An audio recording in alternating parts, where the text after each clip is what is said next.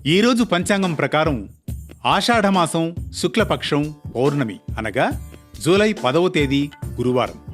విశేషం ఏంటంటే ఈరోజే గురు పౌర్ణమి లేదా గురు పూర్ణిమ.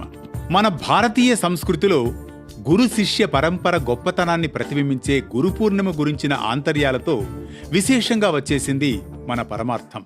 గురుర్బ్రహ్మా గురుర్విష్ణు గురుర్దేవో మహేశ్వరః గురు సాక్షాత్ పరబ్రహ్మ తస్మై శ్రీ గురవే నమః. గురువు అంటే అంధకారాన్ని తొలగించి జ్ఞానాన్ని ప్రసాదించేవారు అని అర్థం. గురు పూర్ణిమ ద్వారా మనకు జ్ఞానమిచ్చే ప్రతి వ్యక్తిని గౌరవిస్తూ సన్మార్గంలో నడవాలని సూచించేదే గురు పూర్ణిమ. మన సనాతన సంప్రదాయం ప్రకారం ఏ వ్యక్తికైనా జ్ఞాన సముపార్జనమే జీవిత లక్ష్యమంటారు. అదేవిధంగా భగవద్గీతలో కూడా ఆ శ్రీకృష్ణ భగవానుడు 7వ అధ్యాయం 19వ శ్లోకంలో ఈ విధంగా చెబుతాడు: బహూనాం జన్మనామంతే జ్ఞానవాన్ మాం ప్రపద్యతే వాసుదేవః సర్వమితి స మహాత్మా సుదుర్లభ. జ్ఞాన సంపన్నమైన మానవుడు అనేక జన్మములెత్తిన పిమ్మట సుజ్ఞాని అయి నన్ను శరణము నొందుతున్నాడు అని ఈ శ్లోక భావన. దీని ప్రకారం ఎవరికైనా జ్ఞానం సముపార్జించడమే జీవిత లక్ష్యమైతే అలాంటి సుజ్ఞానాన్ని సంపూర్ణంగా సముపార్జించేందుకు గురువుల సన్నిధానమే శరణ్యం. అందుకే అలాంటి పెద్దలు, ఆధ్యాత్మిక గురువులు, ఉపాధ్యాయులకు మనఃపూర్వకంగా కృతజ్ఞతలు వ్యక్తం చేసే పరమ పవిత్రమైన పర్వదినమే ఈ గురు పూర్ణిమ.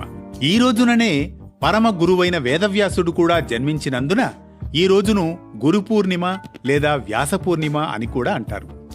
వ్యాసుడు వేదాలను విభజించి పురాణాలను, మహాభారతాన్ని రచించి లోకానికి అమూల్యమైన జ్ఞానాన్ని అందించారు. అందుకే ఆయన్ను వేదవ్యాసుడని, ఆయన పుట్టినరోజును గురు పూర్ణిమగా పరిగణిస్తారు. మహర్షి వేదవ్యాసుడు మానవ మేధస్సుకు, మహాసముద్రం లాంటి విశాల జ్ఞానానికి ప్రతినిధి. ఆయన బదరికాశ్రమంలో మాత్రమే బదరీ ఫలాలతో తన జీవితాన్ని గడిపాడట. అందువల్ల ఆయన బాదరాయణుడు అని పిలువబడ్డాడు. ఆయన ఒక ద్వీపంలో జన్మించాడట. అందుకే ద్వైపాయనుడు అని కూడా ఆయనను పిలుస్తారు. దాశరాజు కుమార్తె మత్స్యగంధి, వశిష్ఠ మహర్షి మనుమడు, శక్తిపుత్రుడు, మహాతపస్వి అయిన పరాశర మునికి కలిగిన సంతానమే సూర్యతేజుడైన వ్యాసుడు. వేదవ్యాసుడు మహాభారతాన్ని రచించారు. ఘోర తపస్సు చేసి ఆత్మ సాక్షాత్కారాన్ని పొంది చిక్కుపడి ఉన్న వేదాలను విడదీసి లోకంలో వెలయించాడు. అందుకే వేదవ్యాసుడయ్యాడు. మహాభారతంలో తాను ఒక పాత్రగా జీవించి చివరకు ఆ కావ్యాన్ని తానే రచిస్తాడు. గురు పూర్ణిమ సందర్భంగా శిష్యులు తమ గురువులకు నమస్కరిస్తారు. వారికి ధన్యవాదాలు తెలియజేస్తారు. ఉపాధ్యాయులు, ఆధ్యాత్మిక గురువులు, జ్ఞానాన్ని బోధించిన పెద్దలను ఈ రోజున ప్రత్యేకంగా స్మరిస్తారు. విద్యార్థుల జీవితంలో గురువుల ప్రాముఖ్యతను గుర్తు చేస్తూ వారి ఆశీస్సులు పొందడం కోసం ఈ పర్వదినాన్ని ఘనంగా జరుపుకుంటారు. గురు పూర్ణిమ నాడు గురువులకు పూజలు చేస్తారు. పూజా సామగ్రిని సమర్పిస్తారు.